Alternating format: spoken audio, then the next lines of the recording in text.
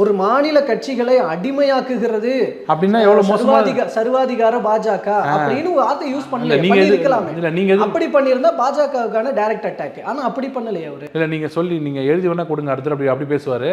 என்ன தெரிஞ்சுக்க எனக்கு தெரிஞ்சு அதே இம்பாக்ட் தான். நீங்க அது போன ஆட்சி அடிமை ஆட்சி, இந்த ஆட்சி அடிமை மாதிரி இருக்கு, அதுவும் ஆட்சி தான். ஆனா அடிமை ஆட்சி தானே, அடிமைனா நாங்க தானே அடிமைப்படுத்தணும்னு அர்த்தம்.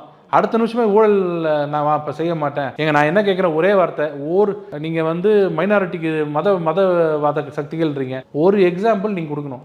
ஒரு தலைவராக இருந்துட்டேன், மற்றவங்க இல்லை, இந்த தெருவில் பேசுறவங்களை பற்றி நான் கேட்கல. ஒரு தலைவராக இருக்கும்போது என்ன சொல்லணும், ஐயா இந்த பாஜக ஆட்சி மதவாத ஆட்சி, இந்த ஆட்சி மற்றவங்களுக்கு எதிரானது, இந்து மத வெறியர்கள், இதோ பாருங்க 1 2 3 4 காமிக்கணும். காமிச்சிங்களா? ஏதோ ஒரு ஆதாரம் காமிச்சிங்களா? சோட போன எல்லாரும் சொல்ற மதவாத ஆட்சி, மதவாத கட்சி, இது என்ன? இது ஒரு தலைவர் அடி பண்ண மாட்டாதுங்க, ரெக்கார்டோட பேசணும். சரி, நான் ஒன்னு கேட்கிறேன், சிஐஏ கடுமையா எழுத்தீங்க எல்லாருமே, ரோடா போட்டு இங்க 20 நாள் 25 நாள்லாம் பாரிஸ் பக்கம் யாரையும் போடாம பண்ணீங்க. ஒருத்தர் கேட்கிறேன், சூடு சொன்ன யாராவது ஒருத்தருக்கு இருந்ததுன்னா சொல்லுங்க, ஒரு இஸ்லாமியர் சிஐஏனால பாதிக்கப்பட்டு நாடு கடத்தப்பட்டான்னு சொல்லுங்க.